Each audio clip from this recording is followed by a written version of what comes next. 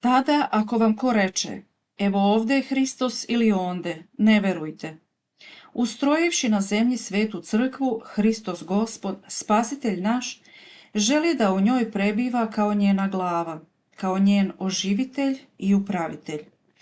Hristos je u pravoslavnoj crkvi našoj i ni u kojoj drugoj, stoga ga drugde ni ne traži, jer ga nećeš naći. Ako neko iz nepravoslavnih krugova dođe i počne da te ubeđuje, Hristos je kod nas, ne veruj mu. Ako čuješ od nekoga, kod nas je apostolska opština, kod nas je Hristos, ne veruj. Crkva osnovana od apostola postoji na zemlji, to i jeste pravoslavna crkva. I tu je Hristos. A ta juče osnovana opština ne može da bude apostolska i u njoj nema Hrista. Nemoj verovati onome koji govori u meni je Hristos, a tuđi se od crkve, njene pastire neće da prizna i ne osvećuje se tajnama.